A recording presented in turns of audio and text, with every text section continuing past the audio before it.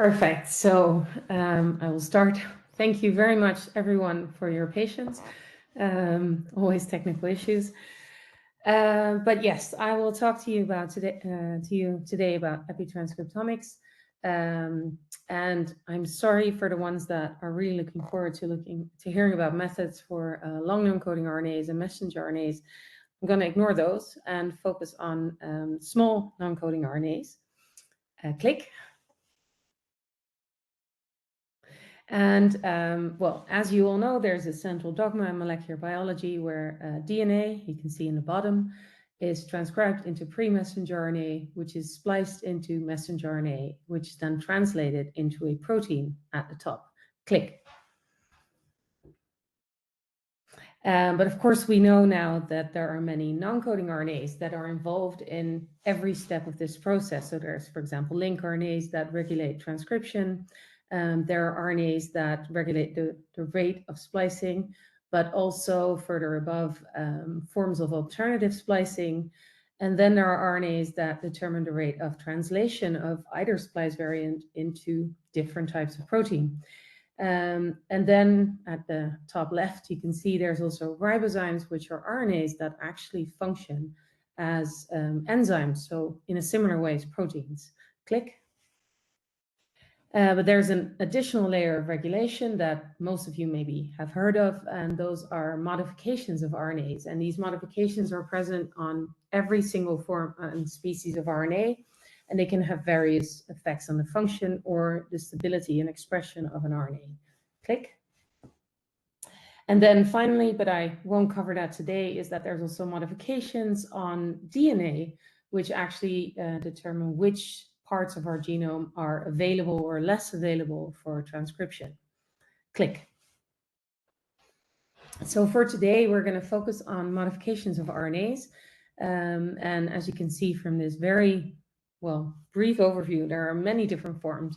So you can see methylations of different nucleotides, like guanosine, adenosine, and cytosine. But you can also see editing of one type of amino acid into another. You can see stabilizing modifications like pseudourylation. And you can also see on the top right, very complicated modifications that are found, for example, on tRNAs. Every one of these modifications has writer proteins, so proteins that place these modifications on RNAs. Some of them have known reader proteins, so proteins that actually bind to these modifications, and then, that can lead to some sort of effect, although we don't understand those effects quite well yet. Then there are some modifications that have erasers, which means that those modifications are reversible, making their regulation very transient and very flexible. And some of the modifications change the RNA sequence, so they can actually disrupt or alter Watson-Crick base pairing, and others can alter or disrupt hosting base pairing. Click. Like I said, that was a very brief overview because, as you can see from this slide, that's already 7 years old. 7 years ago, we knew of more than 170 modifications on RNAs. And as you can see in red, 7 years ago, we had already found relations to human disease for all the red-marked modifications. But unfortunately, 7 years ago, we only had directly available detection techniques for the ones that are, oh, no, click yet. Can we go back one? Yes, for the modifications here marked in green. And fortunately, we have more detection methods available to us now, but also way more modifications are marked in red because they associate with human disease. Click. Now, for vascular biology, that means that under normoxic or healthy conditions, there's a certain number of modifications present in our cells, so we call that the epitranscriptome. But under stress, and my favorite stressor is ischemia, but it could also be ox-LDL or radical oxygen species or starvation or many things that happen to cells in our blood vessel walls. Those stressors usually increase the amount of modifications present on our RNAs, and those drive, for example, angiogenesis and repair, which is, of course, a positive adaptive response, under ischemia at least. But it also drives progression, for example, of atherosclerotic lesions. So there's both an up and a downside to this regulation of our epitranscriptome. And we basically really need to understand it much better if we want to make use of this extra layer of regulation in therapy. Click. So starting very simple, like I said, I will focus on small non-coding RNAs and mostly on microRNAs. So I will take you through microRNA biogenesis. So here we have a cell with a nucleus and DNA, which is transcribed into a primary microRNA in a very similar way to transcription of any gene. Click. But then an enzyme called dicer takes this hairpin-like structure and cleaves off those ends, those little tails, on both the 5' and the 3' end. And that results, click, yeah, into a precursor microRNA that is then transported out of the nucleus, click, and which is cut a second time by an enzyme called dicer. All of this is in complex with other proteins. And then we're left with a duplex of 2 microRNAs, click, and that both have a seed sequence, which is defined by nucleotides 2 to 8 from the 5' end of the microRNA. So we have a 5p and a 3p microRNA that both are functional seeds. And then it's up to proteins in our cells, such as AGO2, click, that determine which of these microRNAs, or maybe both, get loaded into an RNA-induced silencing complex, or RISC. And the seed sequence then recognizes and binds sequences in the 3' UTR of target messenger RNAs. And that can lead to either degradation of the RNA or at least to translational repression. Click. But there is modifications of RNAs. And I want to start with adenosine to inosine editing. So this is a form of editing where one amino acid is changed into another. There's also cytosine to uracil editing. I haven't worked with that, but a lot of methods that I'm going to show you for A2I editing can also be applied to CTU editing. But what happens in A2I editing is that an adenosine is deaminated.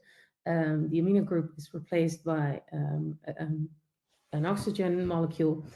And this modification is done by an enzyme called ADAR. We'll look at that in the next slide.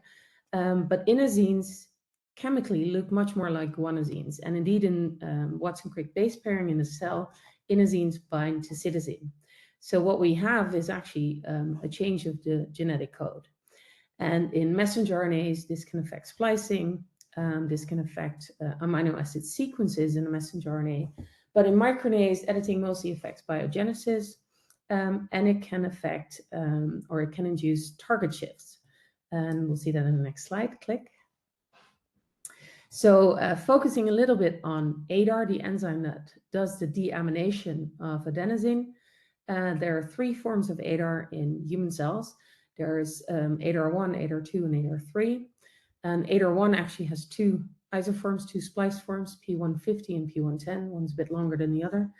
And ADAR3, as far as we know, does not have any editing activity, but ADAR1 and ADAR2 do. Click.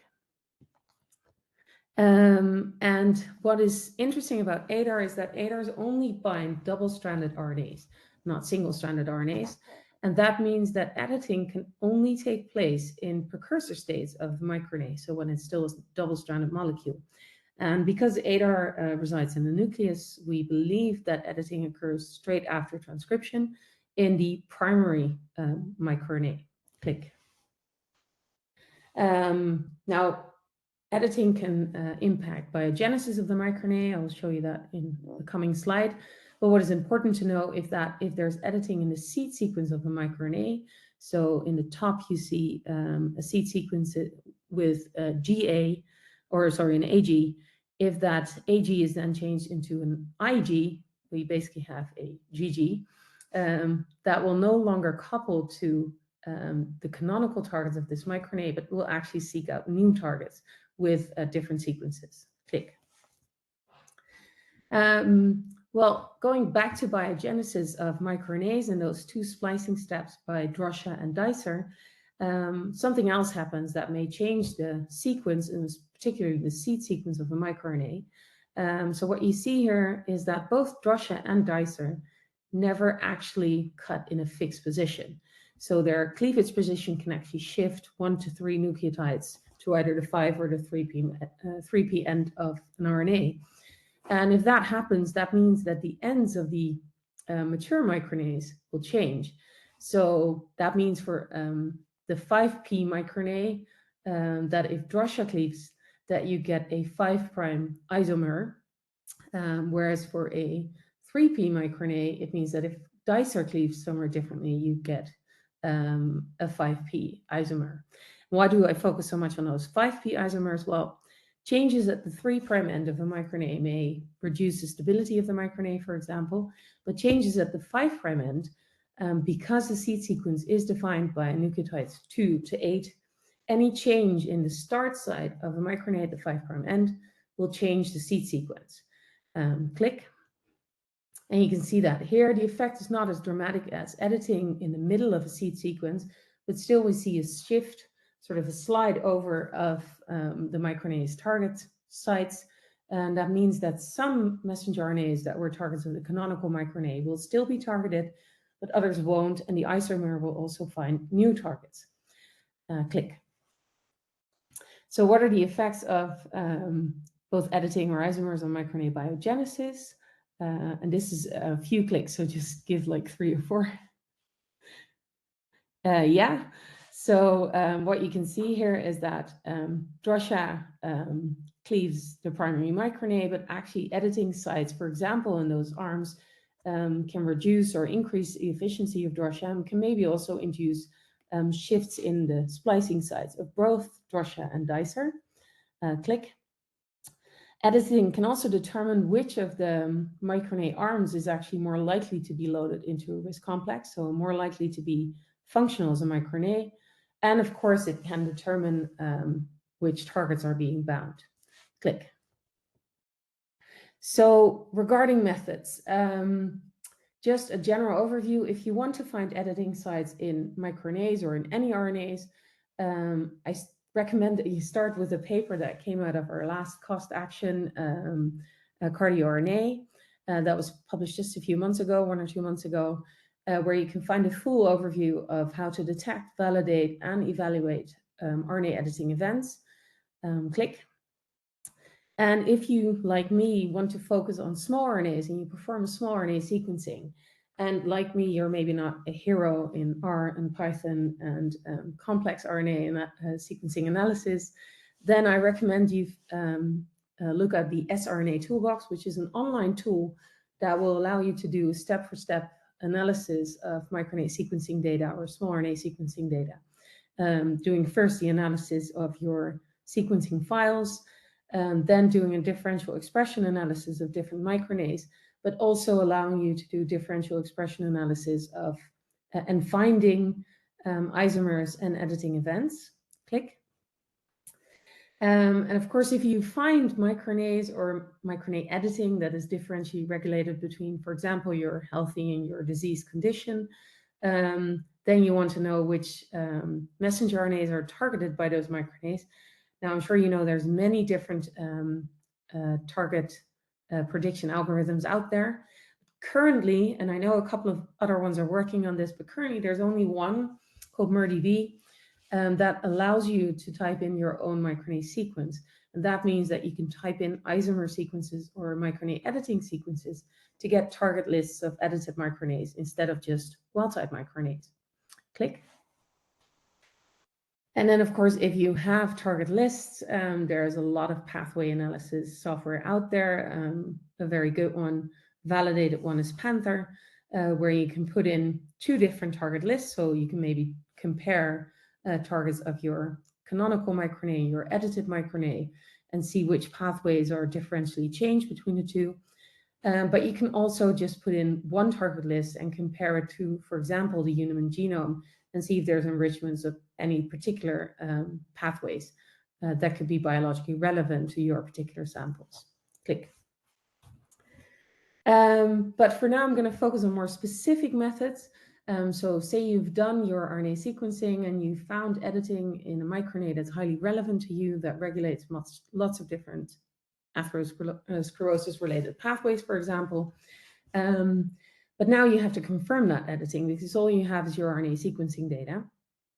So how do we start to do that? Well, we know editing already occurs in the primary microRNA. So, and you can't really pick that up with RNA-seq because both the primary microRNA and your mature microRNA are going to be mapped to the same location in the genome. So they're both going to count as one read for a specific microRNA.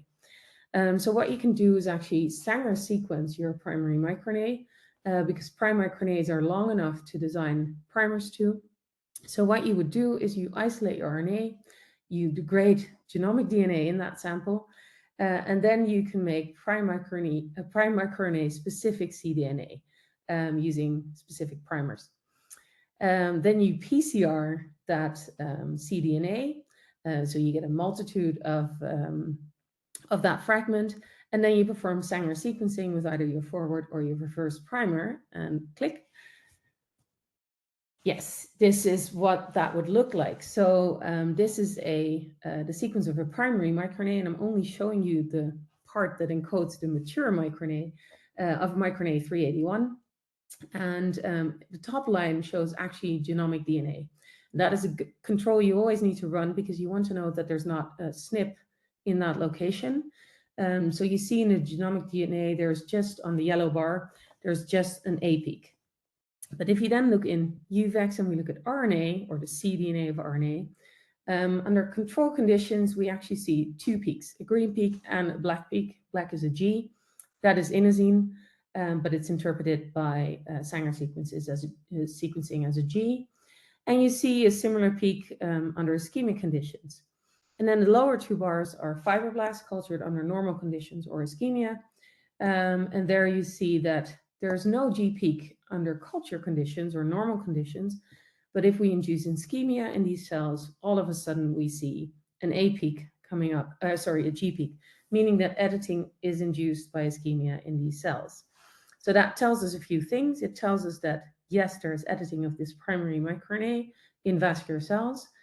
That editing is actually cell type specific because there's more under normal conditions in UVEX than there is in fibroblasts. And editing can be induced by changing culture conditions, in this case, using a stressor like ischemia. Click. Now, how do we quantify this? Because you want to know how much editing there is. And this is quite crude, and it doesn't feel very scientific, but you have to deal with what you've got. So one thing you can do is actually measure peak height of both the A and the G peak, and then calculate the ratio between those to calculate or estimate a percentage of editing. Doesn't feel very scientific, but actually the results have been pretty accurate and reproducible. Click. And another option is using a very ancient method called restriction fragment length polymorphism, which is a method that we use to find SNPs in genomic DNA, or that we used to use. I did during my PhD.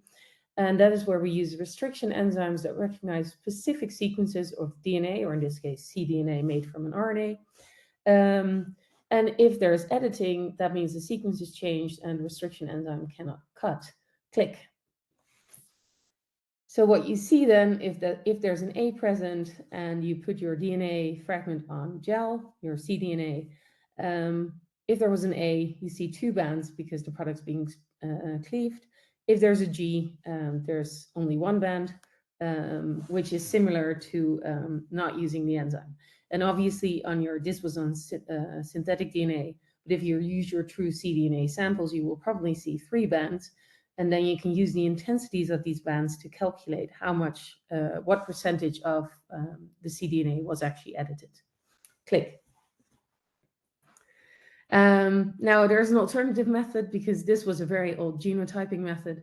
There's also a more modern genotyping method, which is Tachman genotyping assays. So those are assays where you do one PCR reaction, but you use two different probes, one that binds specifically to G, or in this case, inosine, and one that binds specifically to A. And they both have a different fluorescent label, so you get two different colors, and the software can actually calculate what the ratio was between those two different colors, so what the percentage of editing was in your sample. So that's a little bit more easygoing. There's a couple of limitations. You need at least 30 nucleotides on either side of your editing site to be able to measure it, which means that you can do it in primary microRNAs, but in some pre-microRNAs, it's going to be tricky. They may not be long enough, or the editing is not in the middle, so you may not have 30 nucleotides overlap on either side. Also, the method is quite costly, unfortunately.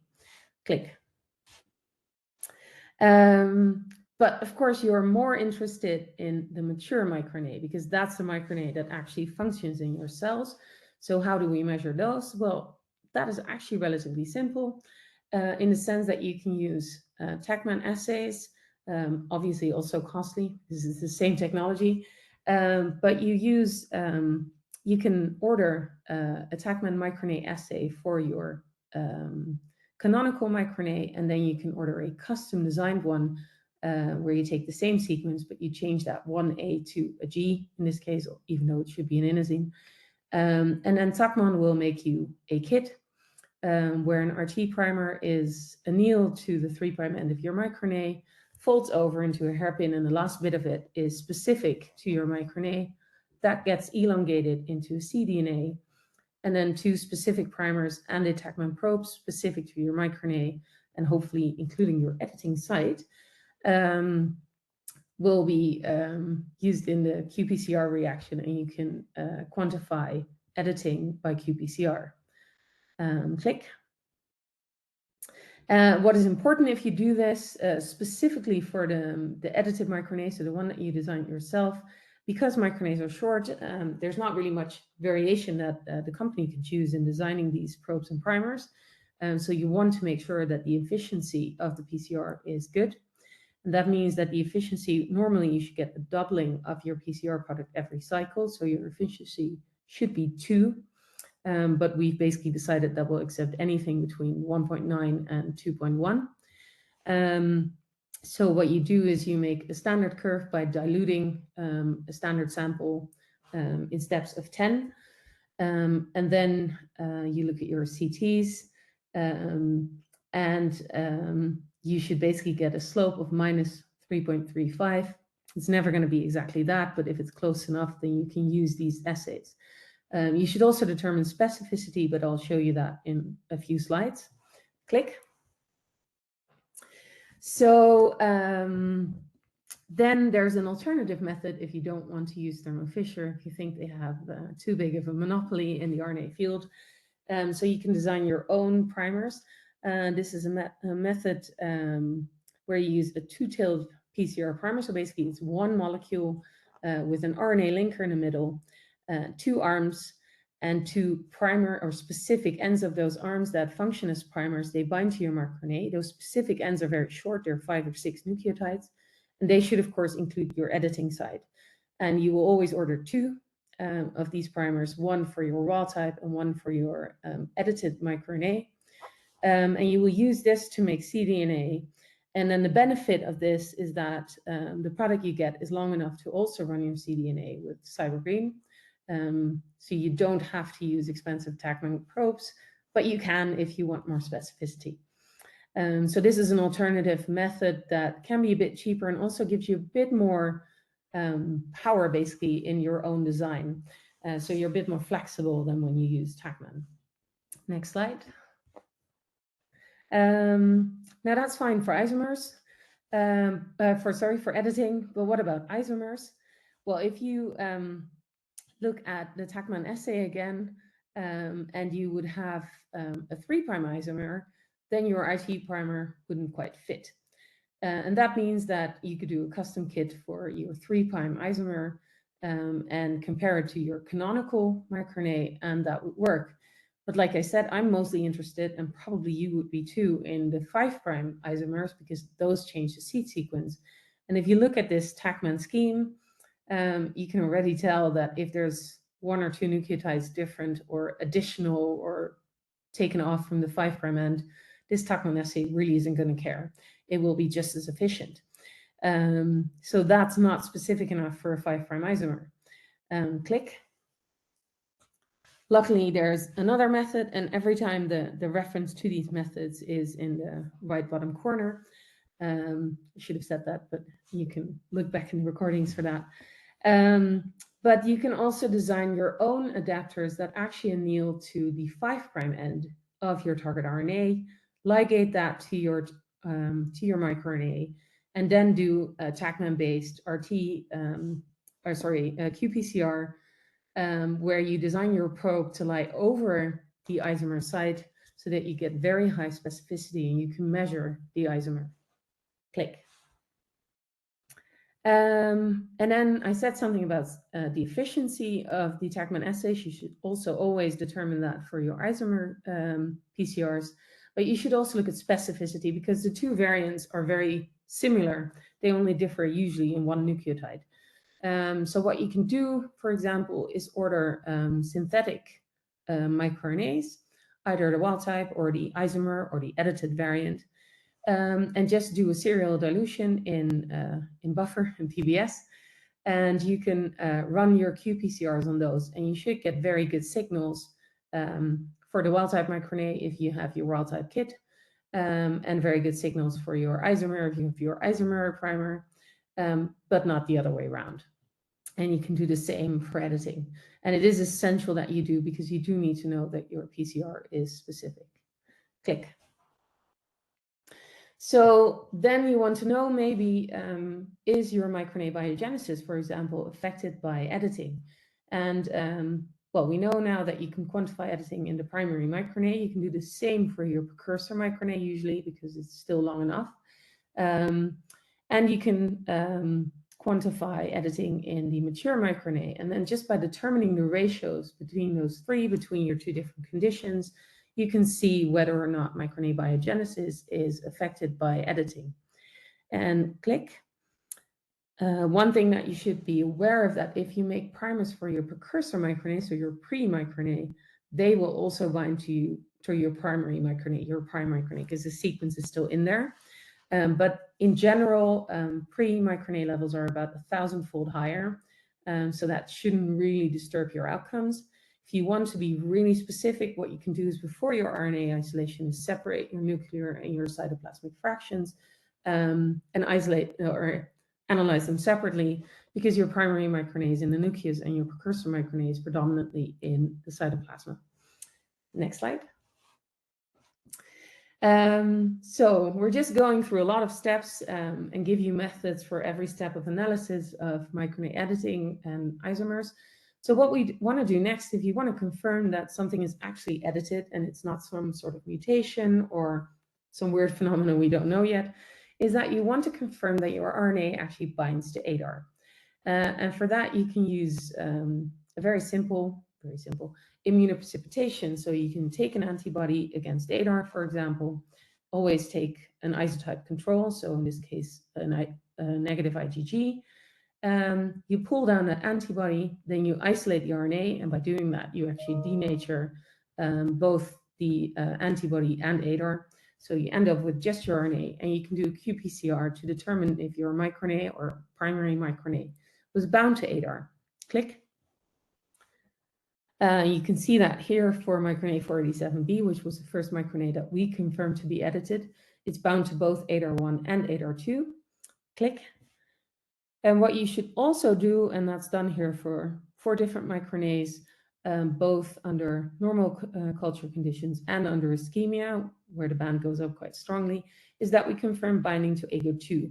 And AGO2 is one of those important risk complex components, which means that you confirm that the microRNA actually enters the risk and is a functional mature microRNA. Click. Now there's 2 ADARs that have editing activity, both ADAR1 and ADAR2. And ADAR1 and ADAR2 have differential expression between tissues and between cell types. So it may be useful for you in your research to figure out which of the 2 ADARs is responsible for the editing of the microRNA that you are looking at. So what you can do is either take a negative control siRNA or an siRNA against ADAR1 or one against ADAR2. They're quite specific, actually, which is nice. You should confirm that, of course. And then you can look at both microRNA levels and editing.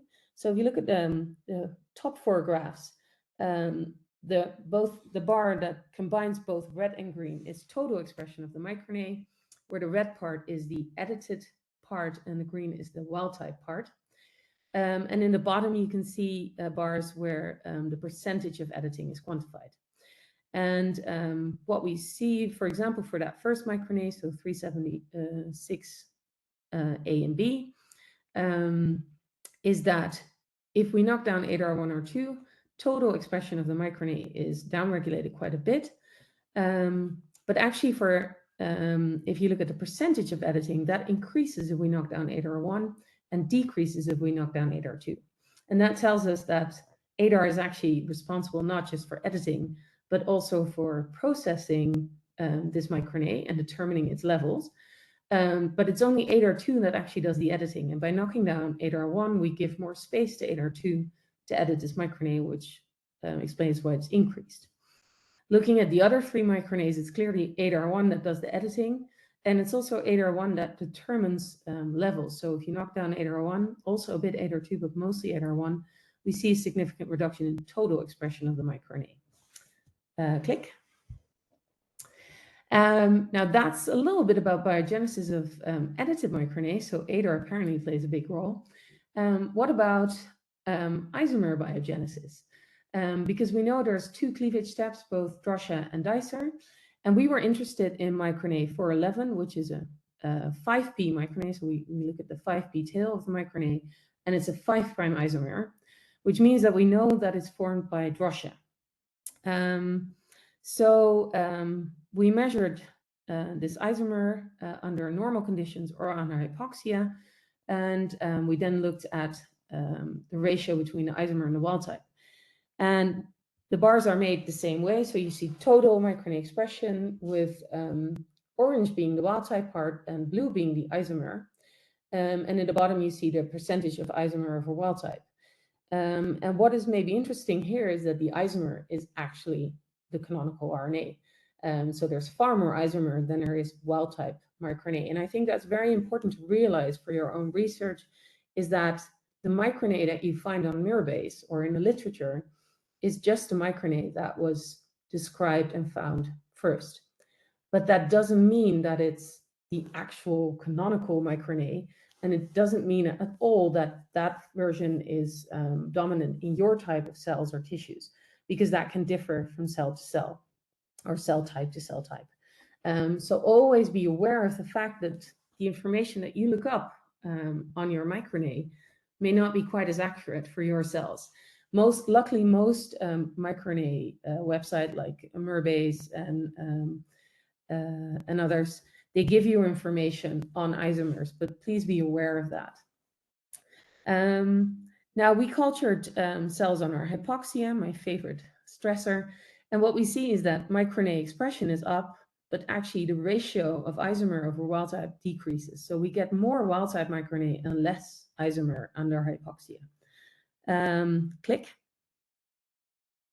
Now, interestingly, like I said, this cleavage or this isomer is formed by Drosha because it's a 5p microRNA with a 5p isomer, which means that the isomer is already there in the precursor form. So we also designed a dumbbell PCR method to determine the 5p isomers and measured the precursor iso MIR411. Click. And what you can see here is that, again, under hypoxia, we see an increase of the total precursor microRNA 411. So there's more processing from primary to precursor microRNA. However, the ratio of isomer over wild type doesn't change. And that means that even though Drosha makes this isomer, it is the cleavage step by Dicer, so from precursor to mature microRNA, that determines the ratio between the isomer and the wild type microRNA.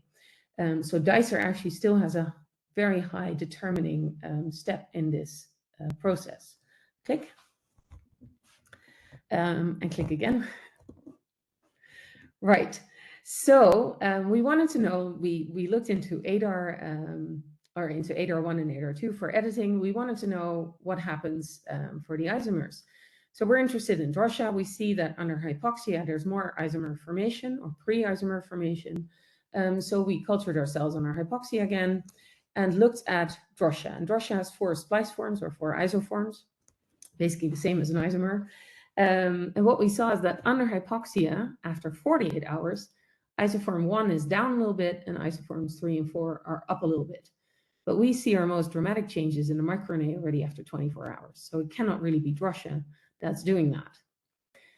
What we did see, however, is that under hypoxia, both ADAR1 and ADAR2 are upregulated tremendously. And since we had samples where we knocked down ADAR1 and ADAR2 using as RNAs, we thought we may as well look at isomer 411. And what we see here that, again, if we knock down ADAR1, we see far less mature microRNA, and we actually see an accumulation of the precursor microRNA, meaning that without ADAR, there's less processing from precursor to mature microRNA, which we sort of already knew. But what we also see is that if you knock down ADAR1, we see that the ratio of editing isomer over wild-type microRNA increases. So ADAR actually helps determine dicer which isoform needs to be cleaved into a mature microRNA. And that means that ADAR doesn't just edit microRNAs, it doesn't just regulate biogenesis of microRNAs, it also picks the isoform that's being processed into a mature microRNA. Click. So looking at that, we now see that ADAR plays a tremendous role in biogenesis of microRNAs. Click. So back to some methods, because now we can quantify editing and isomer formation. We can see what determines this. We can change our culture conditions and study that. But now we want to play around with it because we want to know what editing or isomer formation does. And one way to do that is take, for example, a cell model or a tissue culture and overexpress either an edited microRNA or an isomer. And there's two easy ways to do that. One is that there are commercially available precursor microRNAs that you can transfect into your cells.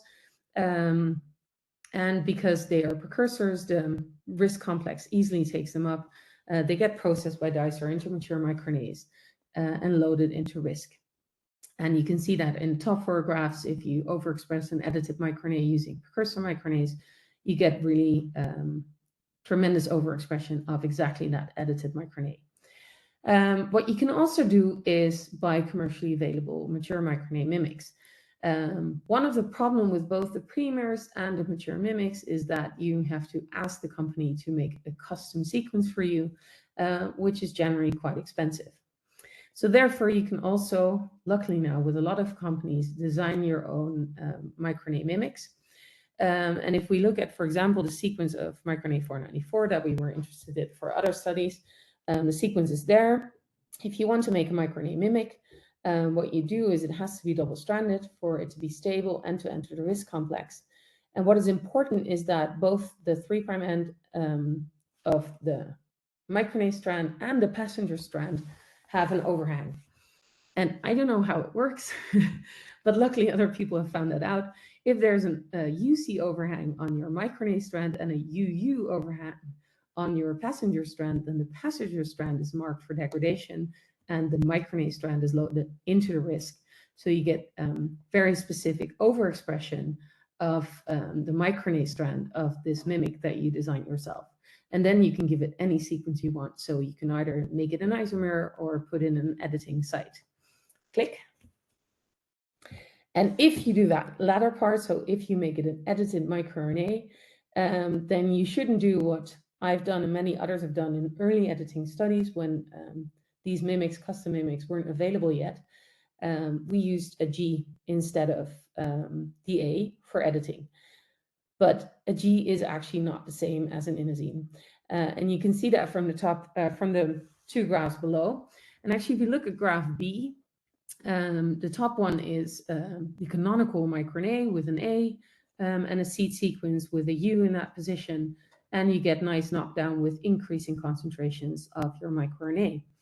If you then take a target with a C in that position and you compare either a mimic with an I or a G, then you get very similar results. But for different targets where, for example, that U or C is further in the middle of the seed sequence of the microRNA or further to the 3' end anyways, what you see is that in figure A is that a G in that position is very efficient in knockdown, but an I is actually much less efficient. So if you design mimics, it's important that you use an inosine instead of a guanosine, because guanosine binding to cytosine is stronger, and therefore the knockdown is more efficient, and will give you artificially stronger effects. Click. So this is a method that I haven't actually used myself, and it's also not been shown to work on small non-coding RNAs. In theory, it should, though. So if you have an editing site that you're really interested in and really, has a lot of potential, you think, in your further studies, then this is something you could consider.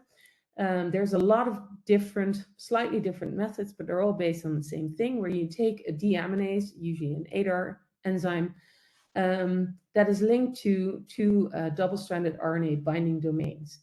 And you bind those double-stranded binding domains to a guide RNA, very similar to CRISPR. This is based on CRISPR technology. And that guide RNA has an antisense oligonucleotide region that matches your target RNA and has a C to A mismatch in the site that you want to edit. And binding together, ADAR will then fix this A into an inosine so that it matches better. And then you get site-directed editing to an RNA of your choice. This is also applied for DNA. The literature is extremely promising, but like I said, I haven't seen it used on small RNAs, so you're going to have to do trial and error if you want to apply this method. But it would be super powerful. Next slide. Now, I've talked a lot about overexpression or inducing editing now in that last slide. Just to take away this question, what about inhibitors? And inhibitors are very promising, but we tried out a couple of ones, and this is non-published data from like 2014, but ever since we've tried this again and again, and we get the same results. If you take an inhibitor, for example, for microRNA 494, and we use third-generation antisense, but you can use any type of chemistry, you can get very nice knockdown. You see in the red bar, we get a knockdown of 85% of the microRNA. If we then introduce one mismatch, so that would be editing, all of a sudden that knockdown is only 40%. So that is, it's not perfect differentiation, but it's actually pretty good. But then for other microRNAs, like 494 and 47B, we don't see differentiation at all. So that single nucleotide difference in a microRNA or in an inhibitor actually is not enough to create good specificity. And this is mismatches in the middle of the microRNA. You can imagine that an addition or a deletion at one of the ends, or the 5p or the 3p end, are not going to make much difference. It's probably going to be worse. So in our experience, inhibitors, unfortunately, are not specific enough. Click. I have a few more slides, and then I get to a different topic. And I think, watching the time, I think that's where we should stop. So I'm just going to finish those last couple of slides. So now you can manipulate the expression of your microRNA, say by overexpression. You, of course, want to know what are the effects on its target genes, because, as you can see on the top left, editing changes the seed sequence, so it would change your target selection, as does isomer formation. Well, a method that most of you probably heard of, if you've done anything with microRNAs, is using reporter gene assays. And very frequently, you use a vector that has two different luciferase genes, so that give light that you can measure separate from each other. There's usually a transfection control, so that's in this case firefly luciferase, that will give you an idea of how much of your vector came into your cells and how efficiently it was transcribed and translated. And then there's another luciferase, in this case Renilla, which is an algae. And behind that, you clone the 3' UTR of your favorite target gene. Click. So for the first microRNA that we confirmed to be edited, microRNA 487B, we did this for one of the targets. We picked the target insulin receptor substrate 1. It's relevant to vascular biology, but most important for us at that time is that this target gene actually has two different binding sites in its 3' UTR, one specific to the wild-type microRNA and one specific to the edited microRNA. So this target is actually inhibited by both forms of the microRNA. But what we did is we cloned the wild-type 3' UTR behind the luciferase, expressed the vector and either the wild-type or the edited microRNA in our cells. I think this was HeLa cells. And what we saw is that both microRNAs you see in the top two bars, green and red, can inhibit light production. We did see that the edited microRNA was more effective in its inhibition than the wild-type microRNA. What we did then is we mutated the edited site and then into a wild-type site, overexpressed the microRNAs again, and now we see that only the wild-type microRNA can inhibit light production. And then we did the opposite, so we converted the wild-type site into an edited site, and now you can see that only the edited microRNA can actually reduce light production. So the microRNAs specifically bind to their specific target sites. Click. We did this again for a whole different set of microRNAs that can be edited and a whole lot of targets. And the great benefit of using this assay is that you can prove that if a microRNA binds to the 3' UTR of a messenger RNA, it's direct binding. So the effects that you see on gene expression are through direct binding and not indirect effects. However, because you're using a cell model, you have no idea if it's biologically relevant. Click. So therefore, you can also use a different system where you use, for example, microRNA mimics and overexpress them in cells of your interest. So in our case, this was arterial fibroblasts. And we didn't put in any vector. We just looked at endogenous gene expression of those same genes. And then again, we see very specific regulation of edited targets by the edited microRNA and wild-type targets by the wild-type microRNA. But for example, you see that Wnt4, which was regulated in the luciferase assay, so there is direct binding between the microRNA and the 3' UTR of Wnt4. Actually, in cells that are relevant to us, there's no regulation of Wnt4. So either they're not expressed in the same cell type, or in this case, the cell just didn't respond there. So that regulation is not biologically relevant. Click. And then just one last slide on target regulation by microRNA editing or isomers. This was looking at very specific microRNAs. Messenger RNA targets, but you can of course also have a more general overview.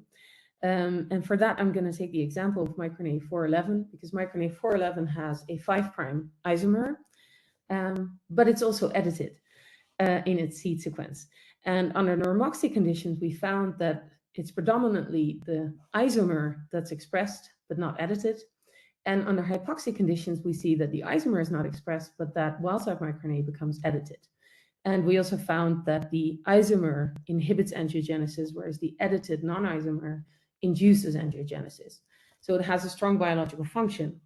And what we did is click, overexpress either the isomer or the edited microRNA, and then looked at the predicted targetomes of the isomer or the wild-type microRNA, or the edited microRNA or the wild-type microRNA.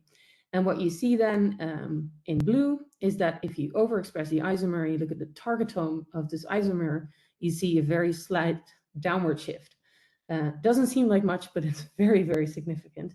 And what you see at the same time, even though you overexpress the edited microRNA, you see upregulation of the wild-type targets, because there's probably competition between the two microRNA forms. And again, you see the same for editing. So in orange, you see a downward shift of the editing targets, or the targets of the edited microRNA, and you see an upward shift of the wild-type microRNA targets, even though we only overexpressed the edited microRNAs. That's a very global overview, gives you a very strong picture, but it doesn't tell you anything about the individual genes. Click. Yes, and in this part of the presentation, I was going to go to different forms of modifications, but I think because of technical problems, we started so late. Maybe we should stop here, and we can maybe take methylation another time. I don't know if you agree, Milan.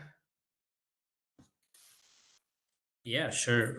Thank you so much. This was already a lot of information and maybe overwhelming for some of us. So it would be maybe a good idea to just leave the methylation for some of the other times when we find the time for that. So thank you so much for this. I would say very nice overview and very deep and in-depth analysis of all the possibilities. I'm completely blown away by the presentation, and it will take me a minute just to come out of it and to ask maybe if anybody else can have any questions. I know that many people are here who are really into microRNAs and they know a lot about them. So maybe we can start the discussion. Ivan is saying that the presentations was amazing, and he asks if either cells or tissue specific, and in case one is missing in a cell type, can the other take over? In other words, do both either one and either two need to be regulated to see an effect on editing? Yeah, that's a very good question. There's quite a few papers that say that ADAR2 is almost exclusively expressed in the brain, and I think in the testes. And ADAR1 is sort of the ambiguously expressed ADAR throughout the rest of the body. However, in vascular cells, both in endothelial cells, in fibroblasts, and actually also in smooth muscle cells, we found quite abundant expression of both ADAR1 and 2. And we've done experiments on, I think, about 10 microRNAs that were edited, looking at which ADAR was responsible for the editing. And it turned out it was very microRNA specific. And we knocked down either ADAR1 or ADAR2. We never found that there were a couple of microRNAs that appear to be regulated by both ADARs. So it could be that they're regulated by one, and if it's not present, the other takes over. But there's definitely microRNAs that are edited only by ADAR1 or only by ADAR2. And how that works exactly, what they recognize, I really don't know. What is interesting, though, is that if you look at the regulation of isomer formation and also the biogenesis of microRNAs in general, that seems to be very much ADAR1 and not ADAR2. And again, I have no idea yet how that works. Okay, thank you. Paolo is asking how HIF1A is involved in ADAR activity in these models of hypoxia, and if it is at all. That's an interesting question.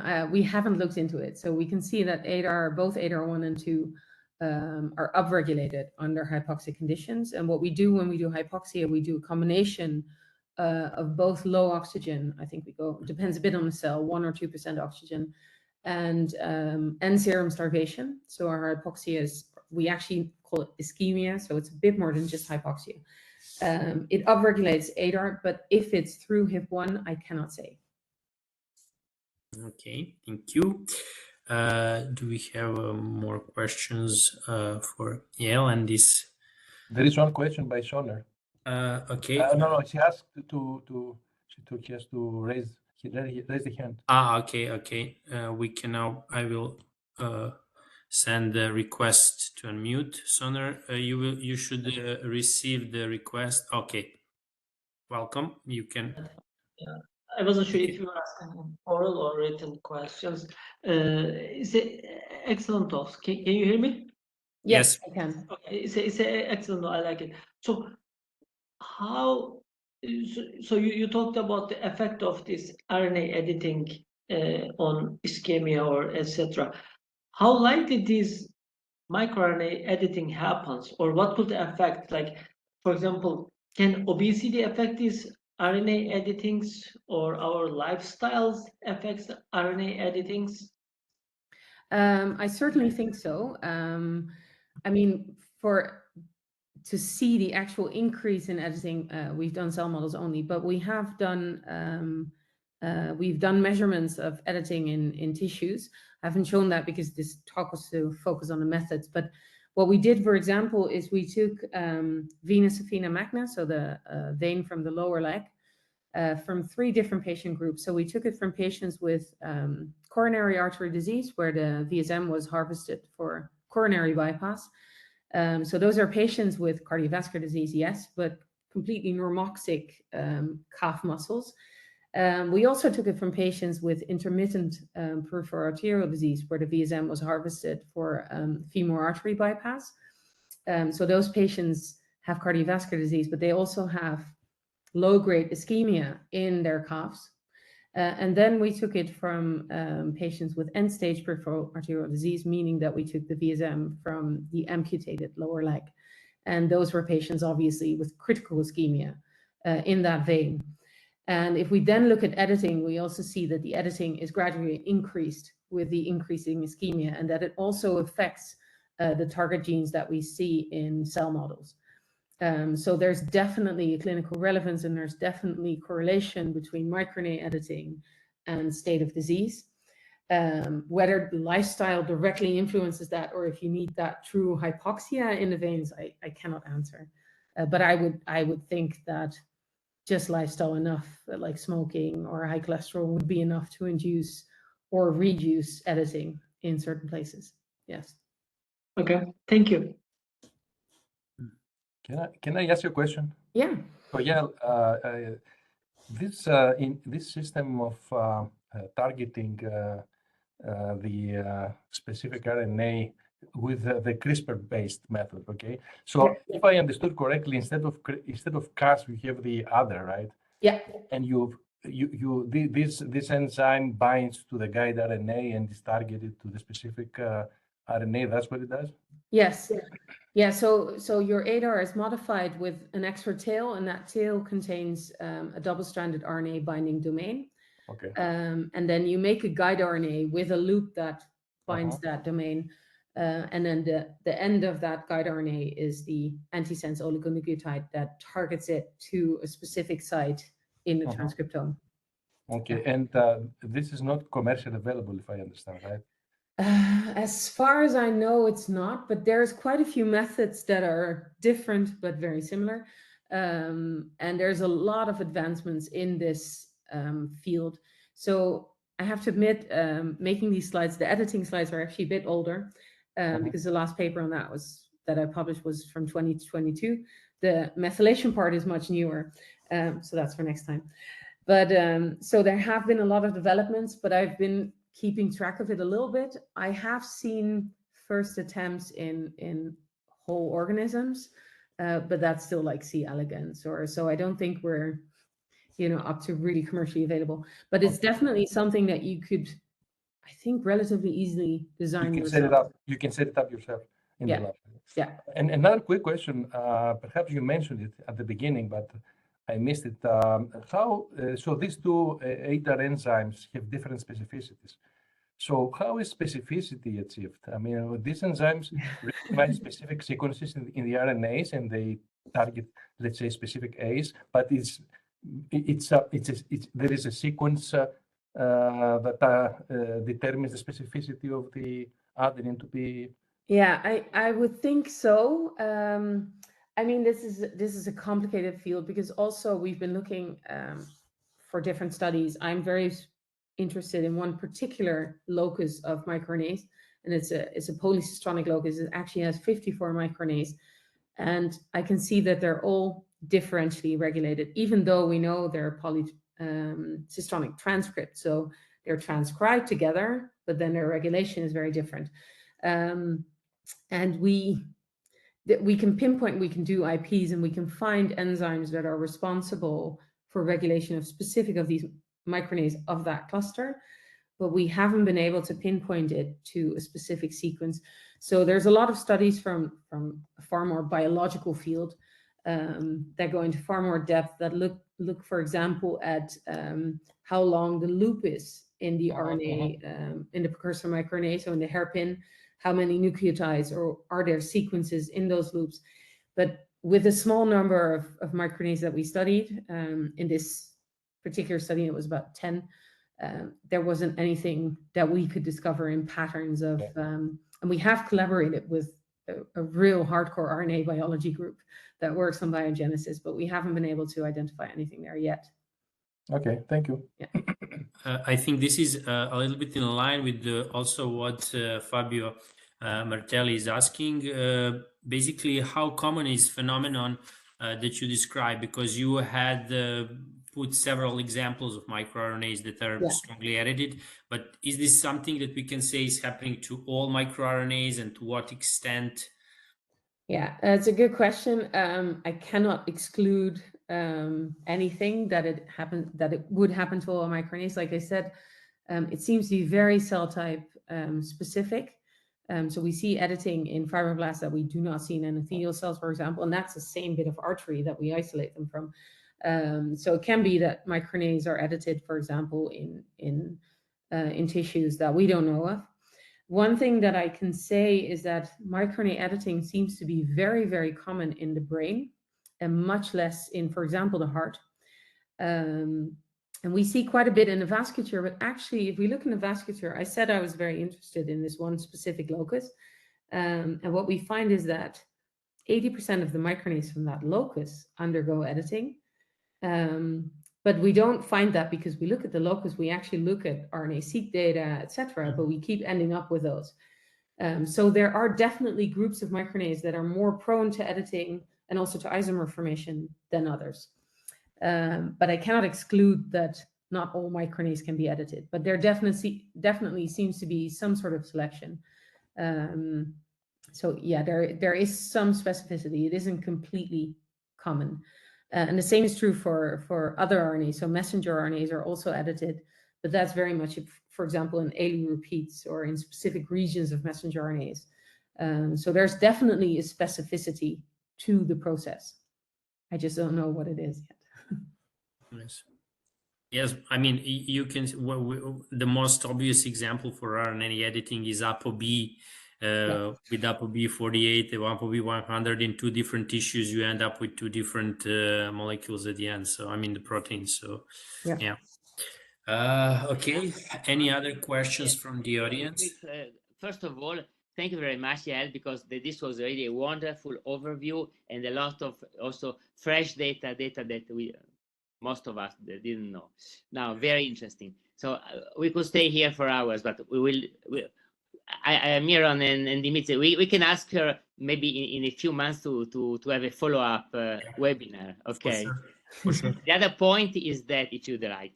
Now, the other question is, do we know whether the other genes are polymorphic in humans in the sense that they may work more or less, we may have a differential levels and activity from one person to another person, so different editing? That's a really good question. I don't know. I've never looked into polymorphisms of ADAR. What I can tell you, and that's very, very preliminary, and it's very new data from Copenhagen, where we focus, for example, on menopause in women, and we can see that ADARs are very differentially regulated, or at least their effects, so microRNA editing, is very different between pre- and postmenopausal women. So it could be, would be very logical to assume, but we have to investigate that first, that, for example, sex hormones have something to do with that. So estrogen would be a likely candidate. And obviously then there is cycles in women, but also men make estrogen, and men with obesity, for example, make much more estrogen. So it could be that that influences ADAR. And on top of that, at least for ADAR1, there are different splice variants. So they can also be impacted by genetic differences in people, but also especially by lifestyle differences. So yes, I definitely think that ADAR, at least ADAR expression, is polymorphic between people and between stages of life in people. Thanks. Okay. Fabio is cheering for us to schedule the next webinar about the M6A. I completely agree. It's just the fact that I already discussed with Matthias to give us the lecture in February. We will still be in the area of microRNAs because he's really I think developing very good protocols for small RNA sequencing. Tamirna, his company, is one of the, I think, very reliable producers of those kind of protocols. So in February, most probably on 19th of February, we will have his lecture. And then with Yaël, if she's available in March, we can schedule the additional lecture on M6A, which is also something that I'm currently very interested in. So It's we will, M6A and 2OME. yeah. Okay. We will then discuss through email, and then we will give you all the notifications about and information about future themes and the dates and times and everything. Thank you so much for this. To me, it was really joyful. I mean, as always, when Yaël gives her lectures. So I hope that everybody enjoyed for this first webinar in 2024, and I wish you all the best in the following month. So see you probably on the 19th, but I will confirm that in the next several days. Thank you very much. Thank you very much. Bye-bye. Bye-bye. Bye.